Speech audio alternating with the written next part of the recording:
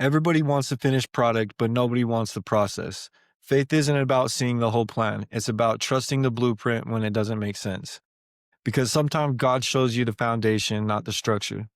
You have to build, believe, and stay consistent, even when it feels like nothing is happening. This one's about vision, grit, and brotherhood, building something different because we're built different. Welcome back to the Clean Life Cast, where healing becomes a movement. I'm your host, Mason Anderson, and I'm here with my co-host, Daniel Tapusoa.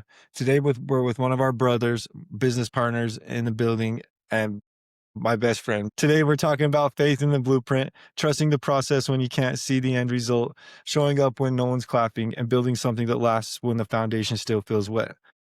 This conversation is about vision, brotherhood, and belief, the kind that carries you through every setback, test, and late night. Because when God gives you a calling, it's not meant to make sense. It's meant to make you stronger. So we're super grateful to have you, B. Well, thanks for having me. I'm excited to be here. Uh, Thank you, buddy. Yeah, it's good to see Dude, you. my two favorite people. Let's go. My Yeah. two favorites. It's crazy. We haven't got you on yet. I know it's been hard to get on, but we finally made it happen. Busy man. It's because you have a problem. It's called work. Nice problem to have. Nice problem to have. Yeah. For sure. All right, brothers. I'm just going to start asking you some questions, okay? Okay. I've been thinking hard about them, actually, and I think they pertain to you so well. So the first one is what does it look like to have faith in a vision that only you can see? Oh, man, faith and vision. You know, through my addiction, I always had dreams of, and I might get emotional, but somebody that I think I could be, somebody that's normal. I would have visions up camping with my family. And I always had the thoughts, what would it be like to be sitting around that campfire, not having my addiction, not needing to use, not needing something, just so I can sit there and talk and just have a normal conversation. And then it's like, I never thought it was possible. I thought I was a lost cause. I thought I couldn't have it happen. Actually, tell you the truth, I was having a conversation with Daniel up at treatment. And I was talking to him and I said, man, everybody says there's light at the end of the tunnel. And I said, there's no light in my tunnel. And he goes, me too. He goes, that's how I felt like when I came here too. His friendship and just who he was as a person kind of showed me a sliver of light. And with that sliver of light, I ran with it because I was in such a dark place, hopeless, but found hope through him, through the process, through Wasatch. It showed me who I can be, and I can actually be a person right now to go sit around a campfire sober and enjoy the talks, And it's like that dream that I've always wanted to see, man, I'm living it. I'm living it right now. Do you feel like while you're in that dark space with no light, do you feel like you were moving at all or you're just frozen? Because remember this guy said a blind man moves more in the darkness, fumbling around than somebody frozen in doubt. Do you feel like you were moving or you just stuck? No, I felt like I was just stuck. I was hopeless. And man, that feeling of hopeless, I hope people never have to feel. Yeah. That's the darkest place you can be. It's a bad spot to be in. That hopeless is like, man, I remember I actually had an OD right before I came to treatment, and I was pissed and I wanted to beat up my best friend for Narcan me and bring me back. Yeah. That's where I was at. Yeah. So, And then the part where you said that I was able to give you a sliver of light, right? That's true. Show you a sliver of light, but you still had to get there. And I feel like that's where the faith part comes in, right? For sure, the faith part. And I look at everything that's happened to me in my life. It's like, man, within that last year, I had a whole bunch of bad stuff. I mean, I got hit by major crimes. Right after that was the strike force. And then after that, the gang task force. And after that, it was like, man, I'm going in a deep freaking hole. This was all within 6 months. And it's like, had those things have not happened to me, I don't know that I would have found where I'm at today, to be honest with you. Yeah. It's like that dark spot of how bad and dark my life was going. And it's like, so when I saw that sliver of light, I knew it was God.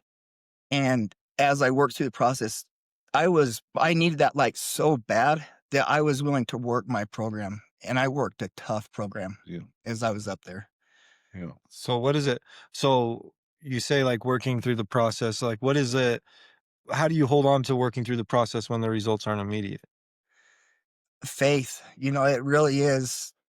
as the things happened to me in the last 6 months of my life before I went to Wasatch, it really built my faith in God. And I knew everything would work out. It's like how the things that didn't happen, how lucky I got with it. It's like this was meant to be. And so when I got that sliver of light, I knew that there was hope. I knew there was a chance. And I wanted it so badly that I was willing to sacrifice when the results would come through, but also knowing that they do come through, just not when I want them. They come through when they're supposed to. It's God's plan. It's on his time. And I finally, I was in LDS religion growing up my whole life and got to that point where I hated God, blaming him for all the things that happened to me. But man, when I found that light, it was everything that happened to me was supposed to happen to me. It didn't happen the way I wanted it to, but it happened the way it needed to. Yeah. It did. Yeah. Going back to the beginning where you was talking about God puts us in these places without us knowing what they're for, right? Like all these things had to happen. Same for me. It had to happen in order for me to be in this spot. But I feel like the part when we say it like that, the part we skip over on is the power of choice, because there's always another choice you can make, right? Right. Like things happen for a reason, but there's two choices. Like you can either choose the direction, no matter good or bad, to get you here. Like you're one decision away from not being here, Yeah. but you made all the right choices in order to be here, good and bad, Like all the bad things that you had to go through was lessons to help you be who you are right now. Yeah. That's how I feel about Yeah, that. I love that. And I think like what you were talking about in a previous episode too, that like each choice builds upon each other, and Yeah. and somehow you end up in this position where you can look back and say, you know what, I went How through they line all up. these things to get me to this point, and they Yeah. all built me into the man that I am today, Yeah. and they were all for a purpose. But when you're in the midst of it all, it's hard to see where Yeah. that direction is heading. Which is what you said in the beginning, right? Like God puts us in these spots that we have no idea why. But I feel like just like what you said, bro, in order to, you take out one experience, you might be the same guy, but there might be something missing. There might still have the need to fill, like some hole that you still haven't filled yet. But I feel like everything that you've been through and you've been through was you making your whole body whole with no gaps or nothing to having to need an outside influence to fill that gap, because your whole inside, you're full, like your whole body's you. And when I found that is I can kind of talk through my thing. I ran such a tough program through residential, through day treatment, through everywhere. And I had a lot of hard hits hit me, Yeah. Man, the hardest hit is losing my kids, Yeah. and it's like, that was everything to me. And I feel like after that, that happened. I ran a good program. I still was trying, I was in. But man, I had somebody that would always tell me how shitty of a dad I am, how worthless, Yeah. And so it brought back those feelings of, man, I can't do this. And so I ended up relapsing. And I learned real quick that I wasn't, sorry, let me catch my breath. No apologies, brother. I wasn't doing this for my kids. My kids are everything to me. But man, I found out I was doing it for myself.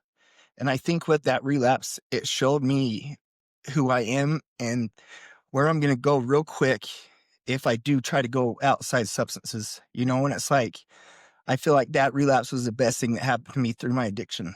Yeah. It taught me, man, I am a child of God. It taught me that I can be anything. Yeah. I can be these hard things that come hit and just face them head on now. It's crazy how things happen, how they're supposed to. And that made you believe what you believe about you now, right? That Right. relapse, And which it's is something that wasn't there before that relapse. right. And as they teach you in treatment is who you are as a person. You're a good person. You build yourself up that you are normal. Like there is hope. You are a good person, and then it's like, if you don't keep working on those things, then man, those doubts can jump right back in. It's like, Yeah. you have to stay on top of who you are. It's like Todd says, your affirmations, you talk in the mornings of who you are. I mean, you speak those over and over until you believe them, but you're still going to have doubts slide through just like they did with me, and then I got that shame of yeah, I lost my kids. It was the worst thing in the world. And so it was easy for those doubts to slide back through. And I kind of let go of who I was, who I wanted to be through that process and fell down deep. I got started believing I was a bad person again. Yeah, yeah. Which is where the work comes in, right? What is an affirmation you use? Just, I am enough. I love that, brother. I am enough. Yeah. But that's true though. And in the moment, it's really hard to see that you are enough, right? Because like this is the thing, right? You've been working on yourself for what? Maybe 2 years, a year and a Almost a half? year and a half. A year and a half solid versus how long using? Oh, A long long time, time. right? And so like we're trying to retrain our brain. We're trying to think a certain way. We're trying to rediscover who we really are. We're trying to affirm our core beliefs to be that true part of ourselves. So of course, when things don't go the way we want them to, it's easy to go back into old mindsets or old. These are things that we build up for ourselves of not being enough, not worthy, not lovable. Like we believe that to be true for so long that a year and a half trying to adjust our brain to know that that's not relevant for us is hard to do. So it's understandable that those things pop back up. They still do for me. I got a little bit over 2 years, and things will happen and be like, damn, am I good enough? And then I have to sit there and sort out the what's rational and what's not, and throw away what's not rational and be like, okay, yeah, I am enough. So of course they're gonna pop up, but this is the part where at least you have awareness around those things now that to where when they do pop up, you know how to work through them. Yeah, and for me to work through them is I find gratitude. I mean, gratitude and perspective is I fully believe that the perspective you put out there is what's going to change your thoughts. In addiction, not in addiction, something bad happens, find the good in it. There's a lesson to be learned. I don't know if I've heard it from you or something. It's like where you don't have bad things happen to you. They're just lessons learned. Yeah, And find the lesson that is in there. I got thrown some hard stuff at me. yeah, And when I was able to find that right perspective, I was able to get through it. But it yeah, was because I was looking through the good. I wasn't looking for the negative. yeah, It's one of those things is, I don't know who I heard talking. It's like you walk into you can have a glass of water sitting on the table and we'll just put, for instance, I walk in the room, I see that glass. Well, you put a glass on a table and it's filled halfway and it's sat down on the table. And I walk into the room and I say, oh, that glass is half full. And then let's just say Mason walks through and he looks at it and he goes, oh, that glass is half empty. You know, that's the perspective you look at it is one is looking, that's half empty. It's not enough. I need a full one, where you can come through and be like, man, it's half full. At least I get something, right? And it's just, yeah, it's how you look at life and these trials that get thrown at you is try to find the lesson in it, yeah, and find gratitude. That changes the anger, the hurt, the everything in it for me. And that's my key goal. yeah. So through your journey, what's something that what's one of the biggest lessons that you learned through this recovery journey this time around? One of the biggest lessons, um, community is the biggest lesson. Is you show me your friends, I'll show you your future type deal. You need to be around the people that bring you up. And an addiction, it's not a thing you can do alone. Not, even people not in addiction, man, you need good people surrounding you to help guide you through to do bad things. It's like me, I was a dang good person, not doing anything wrong, and then it's like, then I start slipping, getting with some bad people, getting some real bad people. Man, I'm doing things I never in a million years thought I would do. Yeah, But it was the people I surround myself with. So the biggest lesson I learned is keeping you around and keeping you around. yeah, Like I got people I can reach out to when things get hard. And I think that's kind of what happened to me through my relapse is I kind of slipped away, let those self-doubts kind of slip in, quit talking to you guys so much, and it's like, man, your life can go real fast. yeah, So so let's talk about that for a second. Because you did have a relapse, so you slipped into it real quick and you got out of it real quick, and that's something that we don't always see in our community. When people usually relapse, sometimes it takes them a long time to find their way back, if ever. And so, like, what kind of things help pull you back out of that that spot? I'd honestly say your friendship, bro.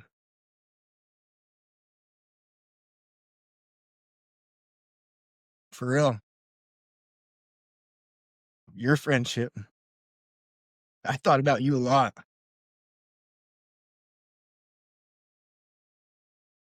I heard this guy said the the three most important things for longevity and sustainability is to surround yourself with people that when you show up, they light up with a smile.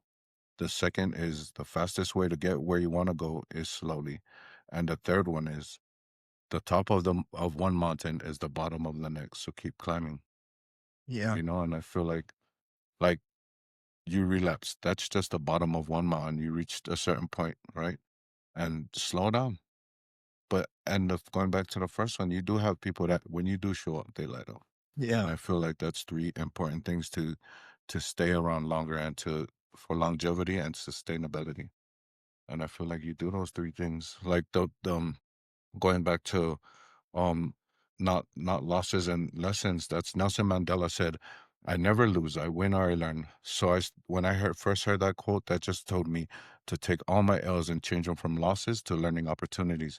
By changing that little mindset makes me undefeatable, Right. right? It's your perspective. Yeah. You change that perspective, it changes everything. Yeah, as long as you can learn from anything that felt like a loss and take it to where that loss never occurs again, yeah, then like that's where the growth happens, that's where you get stronger, you know? Some of it's like been huge for my recovery too. Talk about brotherhood and having you guys is like since I've gotten into recovery this time, I no longer feel like I'm competing with my brothers. It's like we're Yeah, building each other up, and it makes me so much stronger because I have strong dudes around me, yeah, and that's something that I'm super grateful for because in addiction and when you're in that life, it's like everybody's out for themselves and everybody's doesn't want you to rise, like the crab in the bucket yeah, thing. It's like and nobody wants you to make it out. But then where we're in such a great spot, like your successes make me feel like yeah, a better person. Your successes make me feel like a better person. yeah, I'm growing because of those things. And now we've built a team of people that just have so much. We're holding ourselves to a standard and pushing ourselves to a level that's just something I couldn't have ever fathomed in my lifetime. You yeah. know? Like watching other people grow. Gabe, Gabe says it all the time. He said, "You know how I'm getting better is I find joy and happiness watching other people do good." Right, dude, that's Right? amazing. That's the That is coolest amazing part. because that explains everything you just said. Like not competing, not trying to crab in a bucket, hold you down so I can look like I'm going up. But in you rising, I find joy because it feels like, yeah, one of the team, like the going back to the entertainment center with the four dogs Yeah, and looking at the TV at the dog and the dog show said the homie got out the hood yeah. and happy for him, not complaining about their spot being junk. I love that. Like I feel like that's super valuable in finding joy in other people's success. Enjoying other people's success and like the fact that like we're doing this together. Yeah. Like when one of Same us boat. succeed, we're in this together, Yeah. Good Some or bad. yeah. good or Right? bad. That's Good true or too. bad. And that's Yeah. been the whole lesson I've learned through this is taking the hits through when I was down to sober living. It's like, man, I had friends with me during my bad times, my hard times, you know? Yeah. Like, look, I had you when I lost everything. Straight up lost everything. My whole life lost. But I had him with me and it's like I took that and I just went with it. Changed perspective of, man, I get to build a new fresh life, right? Like screw that old life. I hated that old life.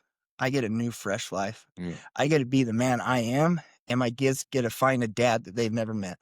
Yeah. That's Beautiful, so bro. cool. I love that so much for real because they do, and the person that you are is an amazing dude, Yeah. and that's something that like was super hard to, when if we're talking about that part of things, like the days that you went through all that when you lost everything, and the way that you were in recovery and you were doing the thing and you were making that strides in that right direction, and you still were getting treated like you hadn't done anything for the situation or for the cause. And so like how did you navigate those feelings of like feeling like even though you were doing the right things, nobody saw it? It kind of goes back to the lessons, like we said, with, you know, things happen when they're supposed to happen, and I honestly believe it's on God's time. And like I can do the right thing for a long time and not have any results come back good, but I know one day they are going to come back good because I look at my whole life. I've had some bad things happen, but man, from those bad things, the outcomes of it, when when needed, when God wanted them to happen, they happen, and they pushed my life in a better direction, you know? And I was able to build an amazing life before, Yeah. I really got in my hardcore addiction, you know? Like, I had the house, the trailers, but the thing I lost there is my community. I had no community. I worked and worked for my kids to build a life, and that was my life and my kids. I didn't have friends to reach out to. I had nobody, you know. It's like I always thought in my head, it's like, man, I'm gonna suffer as long as I can help my kids. As long as I'm miserable, my kids are able to do things they want to do. And so it made it okay for me to hurt because that perspective that I had was my kids get everything that they want or able to do, you know, even though I was hurt and I was broke. I was empty inside, you know?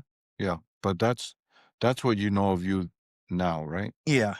Going through it, there's no way you knew that you Oh, needed going help, through it. right? Like, there's no way that you knew you were empty. Well, Your job was just to work and provide, right? no, but I knew I was empty. Oh, really? I knew I was empty even in those times, even not using, I was sober.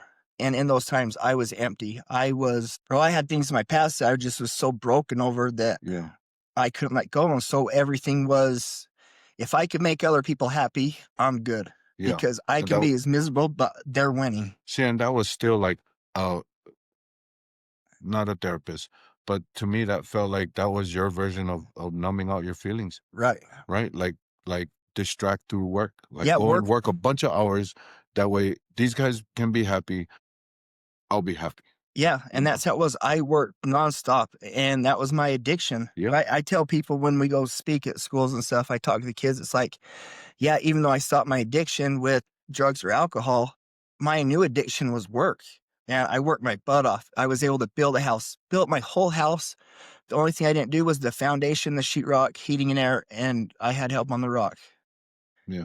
Or rock. I had Alfonso was a stud. He helped rock my house, but Shout out Alfonso. Alfonso.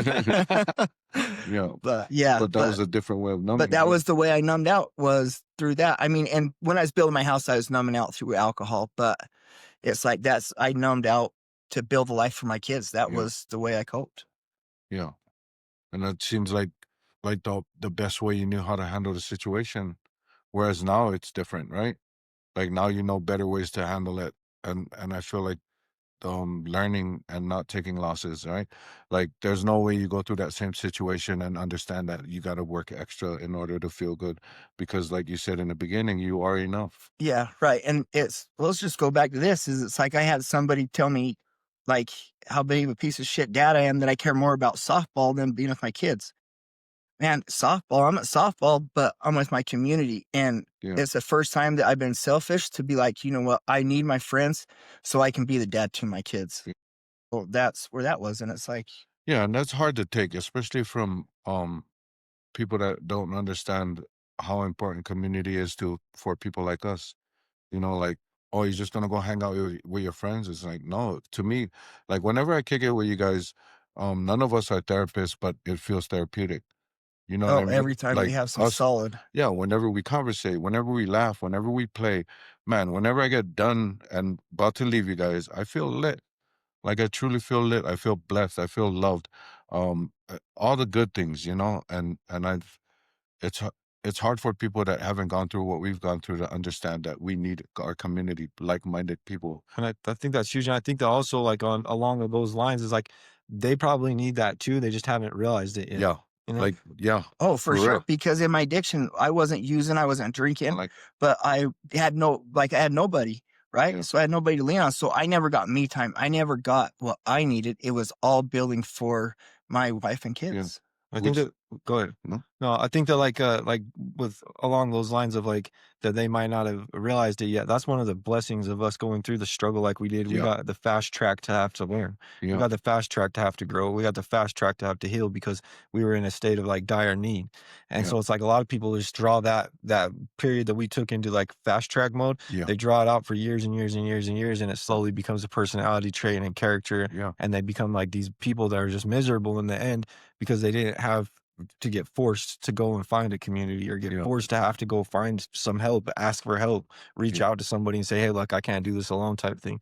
And so, like, I think that's one of those blessings from God that we don't understand in the moment, but eventually we look back on, like, the time that I spent dealing with me, only me, like in Yeah. treatment or in jail even, or the times that, like, I had to go inward because there was no outward, is like those things just gave me so many blessings that now I think is the whole, like, that story, your story becomes your asset thing. Like, my Yeah. life, my serious struggles, as long as I'm willing to be vulnerable and open and let them out, it's Yeah. like the only thing that my whole life is built on. You know what I mean? Like, Yeah. if I didn't have that, I wouldn't have none of this. Yeah. Well, and it's like everybody says, it's like when somebody tells you something to do that's never been through the struggle, that they just read a book. And so they're trying to figure out how to do therapy right through a book or whatever. And that's how they study and they learn. Well, somebody I listen to, if I ask them a question, they tell me to do something. I'm like, damn, and you don't even know what you're talking about, Yeah. right? Like, I need somebody that's been in the ditches. I need somebody Yeah. that's been down in the dark, man, and like knows the struggle. And so when they come up, man, the people that they built, you guys, man, the guys you guys are today is incredible. Like, I surround myself by giants. It's like Todd says, I'm standing on the shoulders of giants. You two are my giants, and it's like that's what you find. We all have giant shoulders that we stood on before you. Like there's like self-made but inspired by a lot of people. Right. And took their shoulders and stood on them when I've been in spots like like we I feel like community it's been talked about a lot, but it needs to be. Like I feel like if I was to do this thing on my own, I might be successful, but I wouldn't have as much joy or happiness doing it. Like it would like just me picturing it right now feels like it would just be white knuckling it. The whole time. That's how I Yeah. feel. And the craziest story of this whole thing is I go through treatment a month and a half after Mason does. I go through and I have this idea of what I'm going to build. This community I want to build, this stuff I want to build. I don't even know Mason, Yeah. right? I go through a program, I get out, I go to day treatment, and I meet Mason. Both of our ideas were exactly dead set on what we Yeah. wanted to build. And that's what we're building is this clean life community is we're building a place for people to go, because that's kind of what happened to me too, is I tried treatment. I don't know, it was 5 years ago or whatever.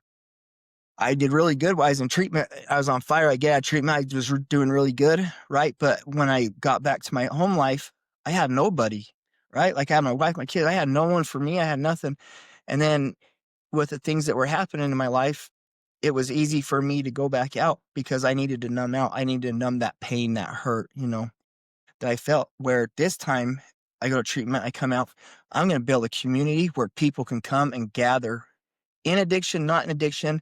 I want a place where people can come and they're surrounded by good people that inspire you to do good things, right? I even happened, my mom was asking me, or dad was telling me to go find some friends before, and it's like, where do I find friends? Do I go to the bar? Like, I can go to the bar. That's not a place I Yeah. want to find friends, right? Where do you go to find friends?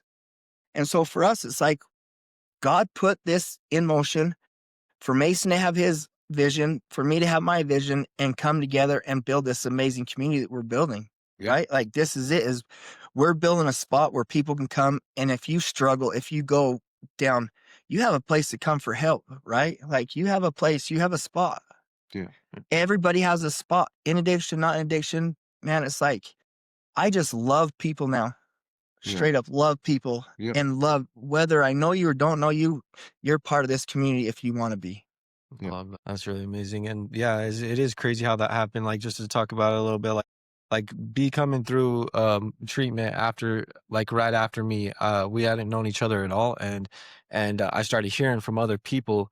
Like, I'm in the process of starting Clean Life, and I'm start hearing from other people that B's over there talking about just wanting to start a nonprofit doing the same exact thing, and I was like, how is that even possible? You know what I mean?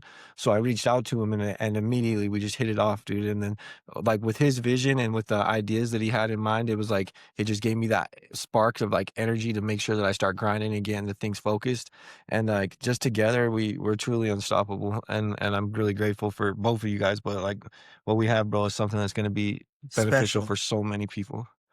I'm so grateful for that. Yeah. Yeah. And the timing couldn't have been more perfect, No, it happened. I right? mean, Like you had to go through when you had to go through with the people that you went through. Same with you, not knowing that this would happen. You know, Seems like impossible, Well, yeah, honestly. it but like the does. blessings you said earlier, where we don't understand them. You know, like this is it. This is proof that of what you were saying earlier about God giving us blessings, even though we don't understand what they're for. You know, Right. like not knowing that the timing of you guys to meet was not in residential, but down there. Well, and I look at too, the first time in treatment, I kind of had these ideas of wanting a community to surround my people with, but it's like I'm in Ogden there in Salt Lake. It kind of worked for just a little bit, but then it spread out. But it's like that timing wasn't meant to be for it to happen. But the craziest thing for us both to come through at the same time within a month and a half, we started it. It's like this isn't my plan. Yes. It's not. This is God's plan because people need it. I need it.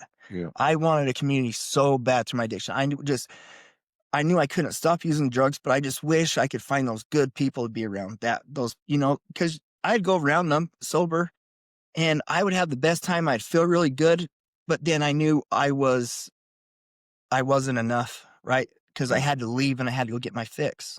And so it's like now we're building something for people to come be a part of because everybody needs people around them to surround themselves with. And as that evolves, what's crazy too is like we just keep adding and adding and adding. Like you said, like divide one or have two people and it divides the pain, then Yeah. three people. But you think of now that we're at like this number of people where we have real like I'm gonna say it anyway because I know I'm not supposed to. But badasses in our in our community, you know. Yeah, it's but like it's cool because like people come up and talk about podcasts.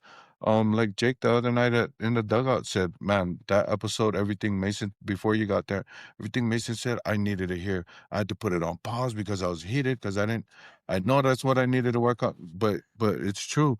But like watching you talk about building a community, right?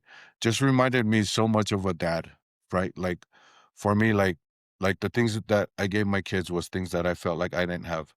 You building a community is something you didn't have, but you're building it so that other people can have it. Like just the way you described it was like, um, so your kids can go, and so your kids don't have to go without, you know. And I love that description because you just look like, okay, I'm gonna make sure everybody behind me won't have to go through what I went through of not having a community. And that's so dope the way you was describing it and talking about it. You just lit up like really good. yeah, Yeah. it's my purpose, Yeah. Good. I like that. so. What separates people from that talk about it and people that do it? Man, it's like you can sit there and drag your feet, you can talk about it. It's one of those things. It's like, yeah, we talk about something, you want to do it, but you're just talking, right? Like you have to put stuff in motion. And the thing is that I learned is just do a little bit. Yes, you can have this big plan, this big thing you want to grow and build and get. But man, you take just little steps every day towards that mission. The things that grow and come together, you think take an hour every day for a week. No, that's 7 hours that you just worked on this mission. That's a lot. You get a lot done. And you think, and then after a month, you see what you did. And it's like, holy cow, just a little bit at a time. Yeah. But always stay focused. If you say you're going to do it, do it. That's what it comes down to. I love that, and Yeah. that brings me up like or brings me back to like this. I went and spoke at that treatment center as a mental health facility, Yeah. and this last Monday, your buddy Who was it? Alex Pepperjack. Yeah. he's Shout out to he's the real homie now, bro. He's awesome, bro. He used to work at Wasatch as line staff when I was there. But after I graduated the program, he got his therapist. I don't know if it's a SETC or a therapist license. I think he said it's And like he a was- master's, bro. Oh yeah, maybe. Yeah. Yeah. And Something he was along that working at Sober Living for a little while, but then he went somewhere else. He's And the that's where vibe, you bro. met He's a him. good dude. But going back to you went and talked to So I went and spoke to his group and met some really amazing people, and it was a different vibe that I'm used to. Once again, it was not so much geared towards like addiction towards substances, but other mental health things going on. And so I kind of just did my little thing and talked about what I know to be true. And I got asked some really amazing questions. And something that was brought up was somebody asked me, so you seem like you're successful and you got all these big things going on in your life and you're doing all these things. Like, how do you not just get overwhelmed? Like, it just seems like that's just overwhelming. And I was like, like it is sometimes, like, no doubt. Like, there are days or weeks that I feel like I need to take a break. Like this week, I'm on a little relaxed period of time where I got to just recenter, revive.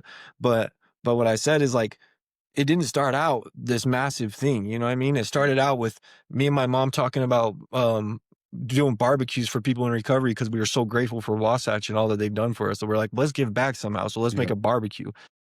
That happened to be the same time I meet B and we start talking about the plan. So it's like those things started out as something so small. Like our shirts started out with building out the logo, and I'm just wearing a shirt because I loved it. Clean Life Community, baby. Right here. And then all of a sudden everybody wanted a shirt. The mic. So it was like it started out as something so simple and so small, and then now it's evolving into this bigger thing where it just seems like, yeah, we're doing a lot. We do a lot of things, but it's not how it began. It started out with those little things that B was talking about, little compound effect. And over this past year, it's definitely gotten a lot better. And also it was a compound from years and years and years of going through life. Like I went through ups and downs in recovery multiple times. I've tried to start other businesses multiple times. I tried to do all kinds of things. I've recorded music for a long time, so I already had this equipment. So it's like all those things were just built up to build into where we're at today. Yeah, and that's so cool. But you said building up to over a year right now, right? And Clean Life just hit a birthday. Yeah, Let's hit our October 4th. Let's go. October 4th. Yeah. And then the 1 place year. that you spoke out at was what? Corner Canyon. Shout out to Corner Canyon. Corner Canyon. It was really something about that place was like an experience for me that I will never forget. Like it was like so healing for me to go there and be able to tell my story and to be able to talk with those guys. And they had some really amazing questions. Like some of the things that they came to me with, like there was no fear. They came out bold, vulnerable, and it was such a healing experience for me to see another side to this thing. And it brings me back to like the community aspect is like, we talk about our community all the time, but then I started realizing through that experience that there's communities all over that are looking for healing. It's not just an addiction. It's not just mental health. It's not just like people that are homeless, like living without shelter, things like that. It's like there's a big community and all of us need healing. And so it's like as we come together and we can do this as like a real community outside of ourselves, like just outside of our own circles and our own selves, change is possible, change is happening, healing is possible, healing is happening, and there's like an uprising and people wanting better. It's a movement. Yeah, Truly is. with everything you said, it makes it become a movement, and that's so cool. And before we started recording, you was talking about, you lit up about talking that those guys was getting all vulnerable with you at Corner Canyon, right? Yeah. Yeah, and how did you feel about them being vulnerable? Was you able to be vulnerable back, or Yeah, I like, mean, I think that it was like a mutual growth, like something about it. I just felt like I fit into their community so well. I felt like like us both being able to just like really just lay it out there, and they asked me questions, and I was like, well, you know what, like I don't know answers for sure, but I'm going to be as vulnerable as possible and put it out there the best that I can. And there was somebody, so this was one thing. I wish I could shout him out, but I can't. So I was just said that what Todd told me about you're not broken. yeah, And I had somebody raise their hand and be like, so what's your definition of not being broken then? Because in my mind I am broken. And so then I was like, whoa, like oh, put me on the spot. So I explained to her what my definition of it is like that we're internally, like we're full, we're full beings, and that we have the potential for healing. Like we're not broken to the point where we can't figure this out, yeah, And then she gave her description of it as like, just because you're broken doesn't mean you can't be fixed. yeah. And so like something about it was like I understood where she was coming from, she understood where I was coming from, and we kind of ended on like, man, like that was a great point, both That's ways. cool. Yeah. Well, and the coolest part about this too is the community. It's like before my past was embarrassed. I was embarrassed. I wanted nobody to know anything about me because they're going to judge me. But it's like now I'll tell you anything. Like I'll get vulnerable. I'll break down right to the story of what you need, because you know what, other people have done stuff, you know what I mean? And it's like that brings connection. Yeah. People draw to that. I draw to that. Yeah. You know what I mean? And how good of a feeling was it to be able to just break down, be vulnerable, and open up and just say, this is who I am. I'm Mason Anderson. this is who I am. I love it so much, bro. That's like one of the things that like going back to that, like the story becoming the asset thing is like, I'm so grateful that like I try to get as vulnerable as possible in public. You know? Like I'm out there just being like, oh, how deep can I go? You know, like if Yeah. you're gonna ask the questions, I'll answer them. Let's go. And I've learned through this process that one of my therapists, his name's Sean, he taught me that. So we do a check-in one time in process, and they said in one word, with one sentence or one word, tell us what vulnerability means. And it goes around, and I'm about halfway, and it gets to me, and I just say weak. Oh yeah, for real. I said weak. Sean and Ashley, my other therapist, um, I go weak. And then Ashley looks at me and she goes, "That's all you got to say?" And I was like, "Yeah, weak. If you're weak, I don't need you around me." Like, and all I know vulnerability is somebody weak. And that's truly how I understood that word. As I go through the process, that process, Sean explains that vulnerability is not weakness.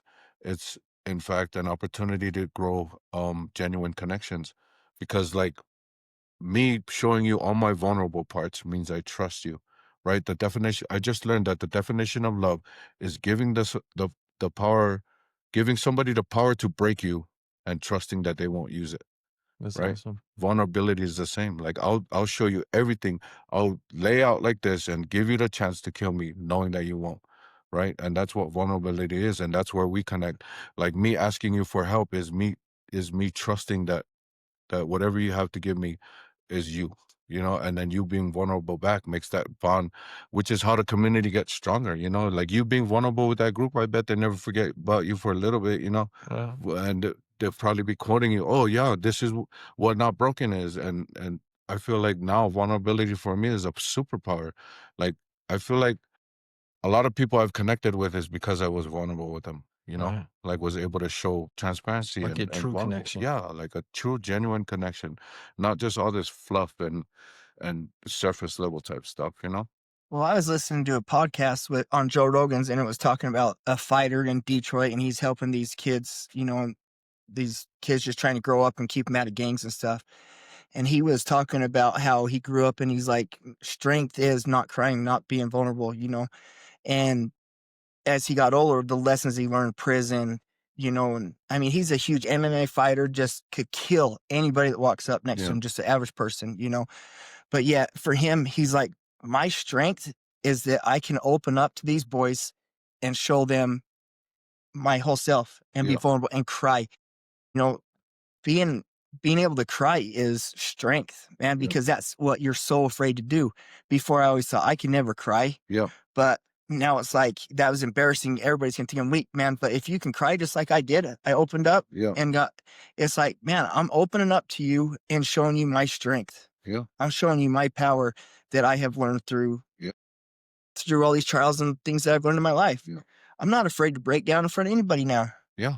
I believe that. Like I feel like it truly is a superpower, and it makes people that you're already close with closer to you. Right. It builds the community stronger, and I feel like the more chances you can be vulnerable with people, the better they'll have the chance to connect with you and be good friends to you. Well, and the thing is everybody in life is going through struggles. Everybody in life has things come up, that they want to talk to people, but they can't talk to people. But if you can go and open up and just be that person to be able to let somebody share what's going on with them in their real life, let them know that it's okay. If you're able to share your stuff and know that it's a strength, people are going to grab onto that and they're going to be like, oh, I'm struggling with this. And man, the opportunities that I've had just in this last year and a half to help people has all came from me being able to open up and be myself, right? That allows them to open up. Yeah, And then it allows me to help with the things that I've been through. I can guide them and say, look, this is what happened to me,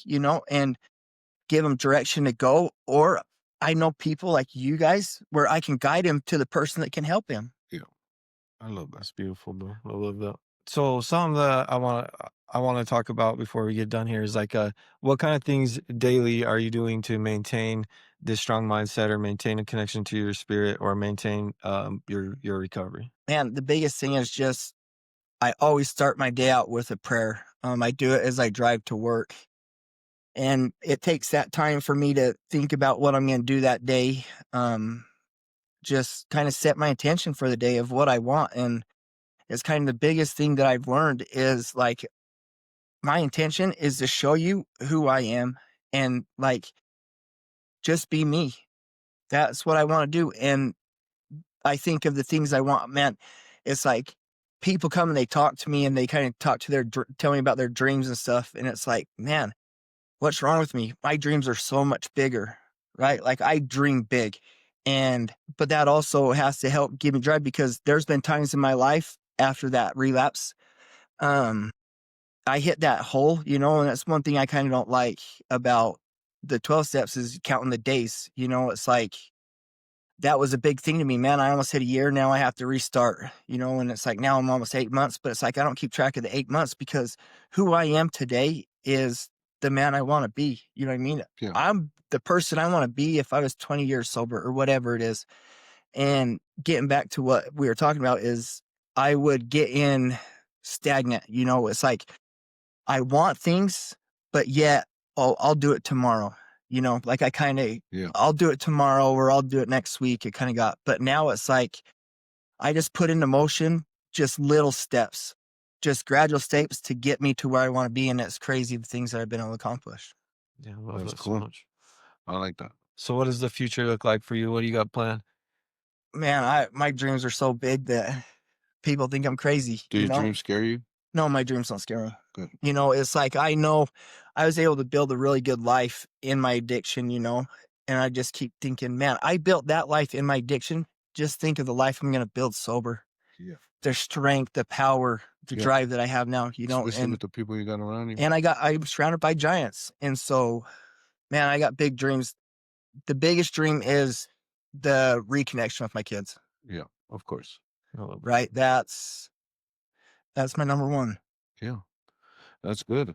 But I like how you said you had to be selfish earlier. You said you had to be selfish, focus on you, and and your kids will just get the byproduct of the best version of you that you make you into be, you know? And you working on yourself is so powerful. Like it's been good to watch, even when you went through your things, you know. And like the thing I'm most proud of you about was when you bounced back. Like watching you go through something like what Mason said earlier. Some people don't even make it back, but to watch you come back, still show up, still show up, still show up. You, not anybody else, not be trying to be like proper, like be just being be, you know. And I love that about you. Like it just gives me hope that if there's a stumble in my step, you're somebody that inspires me that there is a way back. There is such a thing as resilience, you know? Yeah. And I love Everybody has it in them, you know, and it's just take it slow, one day at a time, yeah. and just a little bit at a time, and you'll get there. Well, faith without work is dead, but work without faith is empty. The blueprint was never supposed to be clear. It's supposed to stretch your beliefs, test your patience, and reveal your purpose. Keep building, keep believing, even when the walls haven't gone up yet, because that's what's coming will be worth everything you've poured into it. So thank you guys for coming through. Thank you, brother. Yeah, Like thank seriously, you. I'm grateful that we got to have this opportunity in this conversation. It was amazing. Yeah. And I'm really looking forward to having more time with you. And everybody that liked this episode, please like it and subscribe and share it with somebody because healing isn't just personal, it's a movement. It's a movement. It's a movement, and we Yeah. can all get through it together. Right. Can I leave a quote? Please do. The one I gave to Tessa, but I'm gonna give it to B. I heard it from somewhere, but it's pretty dope. It describes all three of us. It goes, people like us that's been through the storm don't have to fear the rain. I'm gonna cry. People like us that's been through the storm don't have to fear the rain. We've seen the toughest times, faced the hardest battles, and still stand tall. We've learned that life doesn't always give us what we want, but it will teach us what we need. We're not broken by adversity, we're built by it. Every setback will shape us. Every failure will teach us something valuable. We don't crumble under pressure. We thrive in it. Pressure makes diamonds and we're becoming unbreakable. We don't seek adversity. We don't need it. We're too busy building our empire, working in silence while others are distracted by noise. We don't need to announce our moves because when we arrive, the world will take notice. We understand that the opinions of others don't define us. We will walk our own path with or without permission. Um, the only the only validation we need is from ourselves. And when the world crosses paths with people like us, they better not mistake our calmness for weakness because we've been through the fire and came out stronger for it. I love you, brother. I love you, bro. Love Love you, you, big bro. dog. Love you. Clean Life Cast, baby. Love you Yes, guys. no, love you Love you guys. guys.